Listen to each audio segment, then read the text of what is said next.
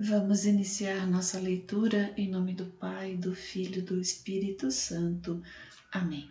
Meu Senhor e meu Deus, creio firmemente que estás aqui, que me vês, que me ouves.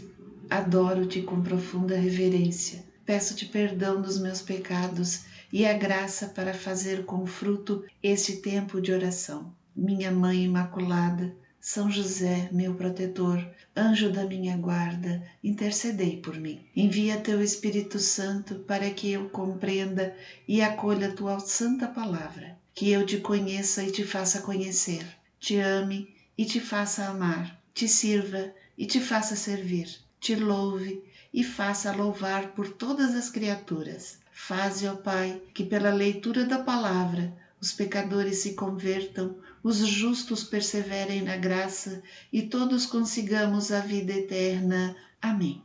Livro dos Reis. Primeiro livro, parte 1, Reinado de Salomão. Do capítulo 4, versículo 1 ao capítulo 6, versículo 38. Oficiais de Salomão. O rei Salomão reinava sobre todo Israel. Estes são os ministros que o assistiam: Azarias, filho do sacerdote Sadoc, Eliorefe e Aia, filhos de Cisa, escribas, Josafá, filho de Ailud, cronista, Banaías, filho de Jojada, general do exército, Sadoc e Abiatar, sacerdotes, Azarias, filho de Natã, chefe dos intendentes, Zabude, filho de Natã, conselheiro privado do rei, Aizar, prefeito do palácio, e Adonirão, filho de Ábida, dirigente dos trabalhos. Salomão tinha 12 intendentes estabelecidos sobre todo Israel, que proviam as necessidades do rei e de sua casa, cada um durante um mês do ano. Estes são os seus nomes: filho de Ur, na montanha de Efraim, filho de Decar, em Masses, em Salebim, em Betsames e em Elon de Betanã, filho de Ezed, em Arabote, do qual dependia Soco e toda a terra de Eier, filho de Abinadab, que tinha os altos de Dor, e era casado com Tafete, filha de Salomão, Bana, filho de Ailud, que tinha Tanak e Magedo, e todo o Betsã, perto de Sartana, debaixo de Jezrael, desde Betsã até Abel-Meula, e até além de Jecmaã, filho de Gaber, em Ramote de Galaad, que tinha as aldeias de Jair, filho de Manassés, situadas em Galaad, toda a região de Argob, em Baçã, 60 cidades grandes e muradas, que tinham fechaduras de bronze.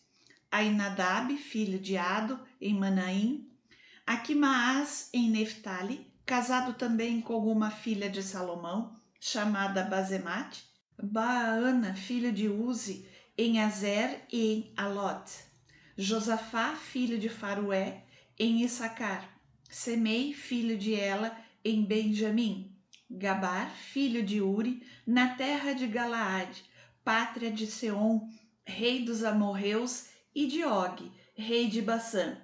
Havia um só intendente para toda essa região. Prosperidade do reino. A população de Judá e de Israel era tão numerosa como a areia da praia do mar. Comiam, bebiam e alegravam-se.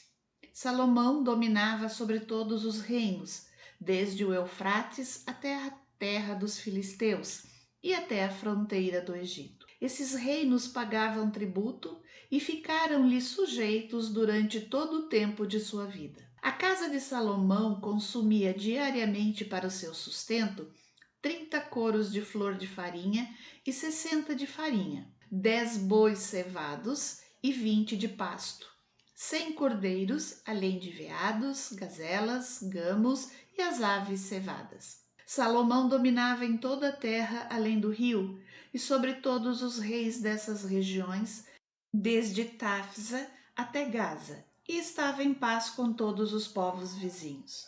Judá e Israel, desde Dan até Bersabeia, viviam sem temor algum, cada qual debaixo de sua vinha e de sua figueira, durante todo o tempo que reinou Salomão. Salomão tinha 4.000 manjedouras para os cavalos de seus carros e 12.000 cavalos de sela. Os intendentes, cada um no seu mês, proviam as necessidades de Salomão e de todos os que se sentavam com ele à mesa real, de modo que nada lhes faltava. Por seu turno, levavam também ao lugar onde fosse preciso cevada e palha para os cavalos de carga e de montaria. Sabedoria de Salomão. Deus deu a Salomão a sabedoria, uma inteligência penetrante e um espírito de uma visão tão vasta como as areias que estão à beira do mar. Sua sabedoria excedia a de todos os orientais e a de todo o Egito. Ele era o mais sábio de todos os homens, mais sábios do que Etã, o Esraíta, do que Emã, Chacol e Dorda, filhos de Maol, e sua fama espalhou-se por todos os povos vizinhos. Pronunciou 3.000 sentenças e compôs 1.005 poemas. Falou das árvores desde o cedro do Líbano até o isopo que brota dos muros. Falou dos animais, das aves, dos répteis e dos peixes. De todos os povos vinham pessoas ouvir a sabedoria de Salomão, da parte de todos os reis da terra que tinham ouvido falar de sua sabedoria. Aliança com Irão. Quando Irão, rei de Tiro, soube que Salomão fora ungido rei em lugar de seu pai, enviou-lhe os seus servos, pois Irão fora sempre amigo de Davi. Salomão, de seu lado, mandou a Irão a mensagem seguinte: Sabes que Davi, meu pai, não pôde edificar um templo em nome do Senhor seu Deus, por causa das guerras que teve de sustentar, até o dia em que o Senhor pôs os seus inimigos sob a planta de seus pés. Agora, porém, o Senhor deu-me paz de todos os lados. Não há mais inimigos nem calamidades. Por isso penso em edificar um templo em nome do Senhor, meu Deus. O Senhor, com efeito, falará disso a Davi, meu pai, nestes termos: Teu filho, que eu farei sentar em teu lugar no trono, este edificará um templo em meu nome. Dá ordem, pois, aos teus servos que me cortem cedros do Líbano. Meus operários trabalharão com os seus e pagarei a estes o salário que pedires, pois sabes que não há ninguém entre nós que saiba cortar árvores como os sidônios. Irão, ouvindo a mensagem de Salomão, encheu-se de grande alegria e disse: Bendito seja o Senhor, que deu a Davi um filho cheio de sabedoria para governar esse grande povo. Em seguida, mandou responder a Salomão: Recebi tua mensagem, farei tudo o que desejas acerca das madeiras de cedro e de cipreste. Meus servos as descerão do Líbano até o mar, e ali as farei conduzir em jangadas até o lugar que me designares. Ali as desatarão e tu as mandarás receber. De teu lado, corresponderás aos meus desejos, fornecendo víveres à minha casa. Irão deu, pois, a Salomão tanta madeira de cedro e de cipreste quanta ele quis. E Salomão deu-lhe 20.000 coros de trigo para o sustento de sua casa, bem como 20 coros de óleo bruto. Isso fornecia Salomão a Irão cada ano. O Senhor tinha dado sabedoria a Salomão, conforme prometera. Houve paz entre Irão e Salomão, e fizeram aliança entre si. O rei Salomão escolheu 30.000 operários em todo Israel. Ele os mandava por seu turno ao Líbano, 10.000 cada mês. Passavam assim um mês no Líbano e 2 meses em sua casa. Adonirão dirigia os trabalhos. Salomão tinha ainda 70.000 carregadores e 80.000 cortadores de pedras na montanha, sem contar 3.300 contramestres que presidiam os vários trabalhos, os quais davam ordens ao povo e aos operários. O rei ordenou que extraíssem grandes e belas pedras que deviam ser talhadas para os alicerces do templo. Os operários de Salomão e os de Irão trabalharam as pedras, enquanto os gibeeus preparavam as madeiras e as pedras para a construção da casa. Construção do templo. No ano 480 depois da saída dos filhos de Israel do Egito, Salomão, no 4º ano de seu reinado, no mês de Ziv, que é o 2º mês, empreendeu a construção do templo do Senhor. O templo que o rei Salomão edificou ao Senhor tinha 60 côvados de comprimento, 20 de largura e 30 de altura. O pórtico, a entrada do templo, tinha 20 côvados de comprimento, o que igualava a largura do templo, e 10 côvados de largura na frente do edifício. O rei fez no templo janelas com grades de madeira. Construiu, encostados às paredes do edifício, andares que rodeavam o templo e o santuário. Cercou assim o edifício de quartos laterais. O andar inferior tinha 5 côvados de largura, o do meio 6 e o terceiro 7, porque se tinham posto encostas nos muros exteriores do templo para evitar que as vigas entrassem nas paredes do edifício.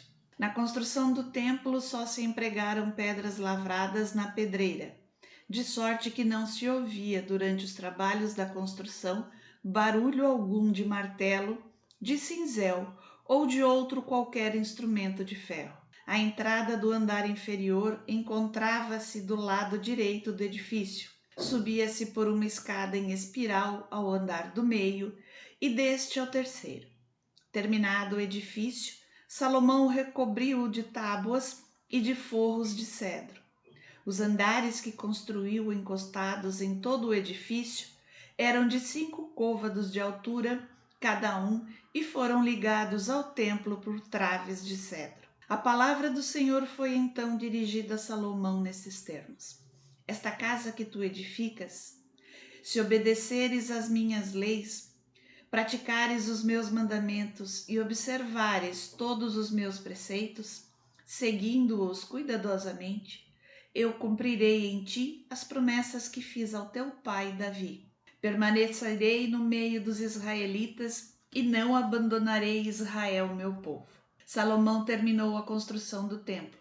Forrou o interior das paredes do edifício com placas de cedro, desde o pavimento até o teto. Revestiu assim de madeira todo o interior e cobriu o pavimento com tábuas de cipreste. Revestiu de tábuas de cedro, a partir do fundo do templo, desde o pavimento até o teto, um espaço de 20 côvados, que destinou ao santuário, ou Santo dos Santos. Os 40 côvados restantes constituíam a parte anterior do templo.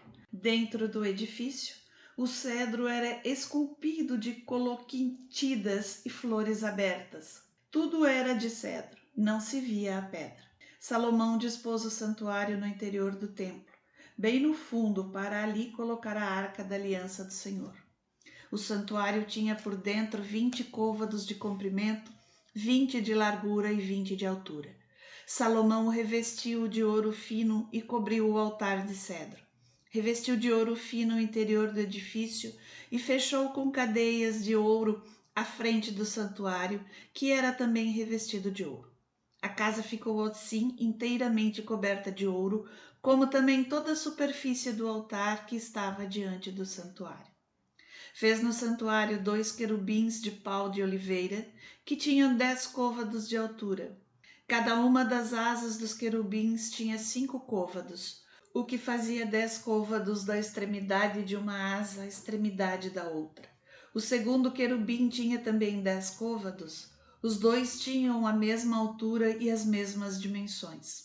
Um e outro tinham 10 côvados de altura. Salomão pô-los no fundo do templo do santuário.